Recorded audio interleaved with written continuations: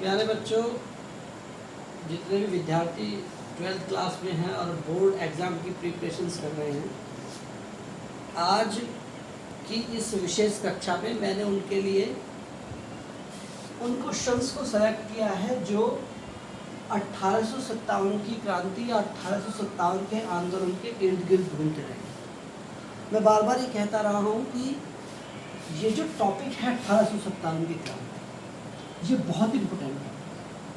हमेशा से किसी भी एग्ज़ाम में इससे रिलेटेड क्वेश्चंस आते रहे हैं। और अगर सीबीएसई की बात करूं तो मैंने क्वेश्चंस के आगे लिखा भी है कि ये क्वेश्चंस कहाँ पूछा गया। जैसे ये क्वेश्चन सेट ड्राइंग में क्वेश्चन 8 पे आया था, ये क्वेश्चन 17 पे आया है, ये क्वेश्चन 16.1 पे आया था, ये दोबारा फिर 08 पर आया, और ये जो लास्ट वाला क्वेश्चन है 6 क्वेश्चन है, ये तक यूनिवर्सिटी क्वेश्चन। इस तरह का क्वेश्चन अमूमन हमेशा पूछा जाता है। तो मेन फोकस मेरा आपको आज इस वीडियो के साथ ये बताना है कि 1857 की जो क्रांति है, इस क्रांति से रिलेटेड क्वेश्चन ज़रूर आते हैं। इसीलिए मैंने आज उन 5-6 क्वेश्चंस को निकाला है और आपके सामने यहाँ रखा है कि ताकि हम जान सकें कि कौन से क्वेश्चंस आते हैं। दूसरी इम्पोर्टेंट बात ये है कि ये क्वेश्चंस मैंने पिछले 2 वर्षों में आए हुए सेट जो हिस्ट्री पेपर के हैं उन्हीं के आधार पर लिखे हैं। अपने पास से क्वेश्चंस नहीं बनाया है, ना ही क्वेश्चन मैंने पेपर जो है वो पर्सनली सेट किया है। ये क्वेश्चंस आपके किसी ना किसी एग्ज़ाम में लास्ट 2 इयर्स में सीबीएसई ने पूछे हैं, तो ये वही क्वेश्चन है। और सबसे इम्पोर्टेंट बात यह है कि हमें क्वेश्चंस की लैंग्वेज को समझना है कि क्वेश्चन में पूछ क्या रहा है। बहुत सारी बार बच्चे ये गलतियां कर जाते हैं कि क्वेश्चन पूछ कुछ रहा होता है और वो उसका आंसर कुछ और लिख देते हैं, और फिर बाद में कहते हैं कि मुझे इस पर मार्क्स नहीं मिले या मुझे इस पर पूरे मार्क्स मिलने चाहिए थे। फिर कॉपी रीचेकिंग ले जाते हैं तो पता चलता है कि हम उस पॉइंट से भटक गए। तो सबसे इम्पोर्टेंट बात यह है कि सबसे पहले तो हमें क्वेश्चन को समझना चाहिए कि क्वेश्चन है क्या। चलिए अब हम पहले क्वेश्चन की बात करते हैं। क्वेश्चन को हमेशा ध्यान से पढ़ो। जैसे पहला क्वेश्चन है, 1857 के विद्रोह के दौरान हिंदुओं और मुसलमानों के बीच धार्मिक भेदों के लक्षण क्यों नहीं दिखाई दिए, इसकी परख कीजिए। मैंने बहुत बच्चों को ये क्वेश्चन दिया है, करते हुए दिखा है, उन्होंने कभी इस वर्ड पे ध्यान ही नहीं दिया। एक माइंड सेट बना रखा है कि नहीं, इन दोनों के बीच में धार्मिक भेद जो है उनके बारे में लिखा है। मैंने टेस्ट पेपर में दिया तो बच्चों ने हिंदू और मुस्लिमों के धार्मिक भेदों के बारे में लिख दिया, जबकि एक्चुअली वो क्वेश्चन पूछ रहा है कि 1857 की जो विद्रोह है, जो क्रांति है, उसमें हिंदू और मुसलमानों के बीच धार्मिक भेदों का कोई लक्षण नहीं दिखाई दिए। तो बहुत इंपॉर्टेंट बात है कि हमें क्वेश्चंस को सही से पढ़ना चाहिए, ये जानना चाहिए कि वो एक्चुअली में पूछ क्या रहा है, उसी के आंसर, उसी के आधार पर हमको उसके जवाब देना चाहिए। ठीक है। दूसरा क्वेश्चन जो आता है वो है भारतीय राष्ट्रीय आंदोलन यानी कि 1857 के 2 प्रमुख केंद्रों का उल्लेख कीजिए। मतलब 2 प्लेसेस आपको मेंशन करने हैं मैप में। याद रखो, मैप में जरूर 1 या 2 स्थान आपके 1857 की क्रांति से रिलेट करके पूछता है। तीसरा क्वेश्चन आता है, 1857 के विद्रोह में अवध के तालुकदारों की सहभागिता की जांच कीजिए। अवध के तालुकदारों की सहभागिता की जांच कीजिए। मैंने देखा है बच्चों ने इस क्वेश्चंस को में अवध के बारे में लिखना शुरू कर देते हैं, वहाँ के शासक के बारे में लिखना शुरू कर देते हैं, जबकि क्वेश्चन पूछ रहा होता है कि तालुकदारों के बारे में बताइए, उनकी उस आंदोलन में क्या सहभागिता रही। इस क्वेश्चन पर हम कभी ध्यान नहीं देते हैं। हमें क्वेश्चंस का वही जवाब देने की कोशिश करनी चाहिए जो सीबीएसई हमसे चाहती है या जो क्वेश्चन हमसे डिमांड करता है।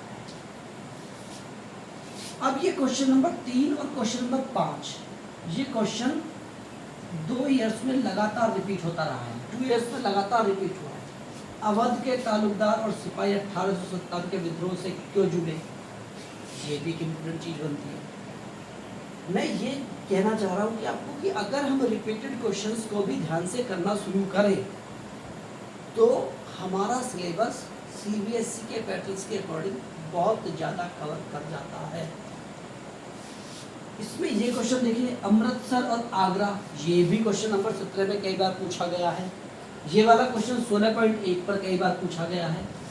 तो 1857 की क्रांति से रिलेटेड जितने भी प्लेसेस हैं जो बहुत इंपॉर्टेंट प्लेसेस रहे हैं, हमें उन प्लेसेस को मैप पर बार बार प्रैक्टिस करनी चाहिए, बार बार उन्हें अच्छे से ड्रॉ करना चाहिए कि ये प्लेस कहाँ आता है, क्योंकि हमेशा एक या दो क्वेश्चन या एक या दो प्लेस या एक दो नंबर का ये क्वेश्चन हमेशा आता रहता है।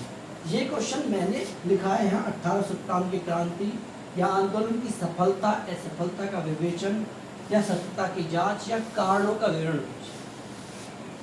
तीनों चीज़ों को हमें समझना चाहिए।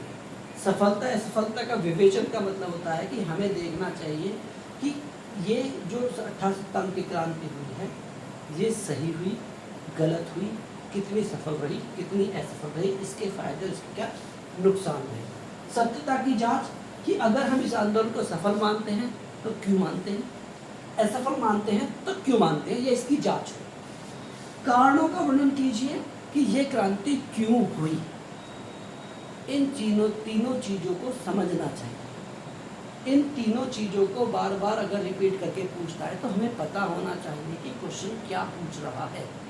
आज की वीडियो में इन क्वेश्चंस को शेयर करने का मेरा मेन मकसद यही है कि हमें पता होना चाहिए कि एक्चुअल में क्वेश्चंस क्या डिमांड कर रहा है। हमें उसकी डिमांड के हिसाब से आंसर डिलीवर करना है, उसी के हिसाब से सप्लाई करना है, लेकिन हम उसे भूल जाते हैं। हम चले जाते हैं अपने ज्ञान के आधार पर। मैं ये नहीं कह रहा कि आपका ज्ञान बेकार है या आप अपने ज्ञान ना लगाएं, आप अपने ज्ञान पर ही से ही आंसर देंगे, लेकिन सबसे इम्पोर्टेंट बात यह है कि आप अपने ज्ञान के आधार पर जो जवाब दे रहे हैं वो आपके क्वेश्चन से रिलेट करता हो। ये ना हो कि वो बात कर रहा है हिंदू मुस्लिमों के बीच धार्मिक भेद के लक्षण क्यों नहीं दिखाई दिए और आप उनके भेद दिखा रहे हैं। क्वेश्चन को अच्छे से पढ़ो, उसकी डिमांड के हिसाब से करो। आज की इस वीडियो में के 2 पार्ट में बनाऊंगा। पहले पार्ट में केवल मैंने आपको इन क्वेश्चंस को कैसे पढ़ना होता है, उसका कैसे हमें जवाब देना होता है, ये बताया है। दूसरे में मैं इन्हें सॉल्व करके आपको दिखाऊंगा कि देखो इनका सॉल्यूशन ऐसे होता है। उसके बाद एक बात बहुत इंपॉर्टेंट है, वो ये है कि जब भी हम कभी CBSE पैटर्न के एग्ज़ाम दें तो याद रखो कि हमें क्वेश्चन सीरीज से ही करने होते हैं। क्वेश्चन हमेशा सीरीज से कीजिए, क्वेश्चन नंबर डालिए और क्वेश्चन एक जैसे ही खत्म होता है दूसरा क्वेश्चन शुरू होता है, उसके बीच में एटलीस्ट 2 लाइनें या 3 लाइनें खाली छोड़ दीजिए ताकि एवेल्युएटर को लगे कि भाई हाँ अब दूसरा क्वेश्चन सही हो रहा है, शुरू हो रहा है। और जहाँ तक पॉसिबल हो कि एक क्वेश्चन को उसी क्रम में रखिए जो जिसमें आना चाहिए। और सबसे अच्छा तो ये भी होता है कि हम क्वेश्चंस को सेक्शन वाइज करें।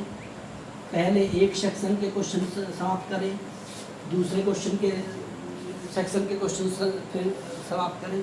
सेक्शन वाइज करेंगे तो एक पैटर्न और एक पंक्चुअलिटी आपकी शो करती है कॉपी में, जिसका प्रॉफिट स्टूडेंट को होता है। जब क्वेश्चन सही पैटर्न में नहीं लिखे होते हैं या जब क्वेश्चन आगे पीछे लिखे होते हैं तो इससे इवेल्युएटर जो होता है उसको भी थोड़ा प्रॉब्लम हो जाती है।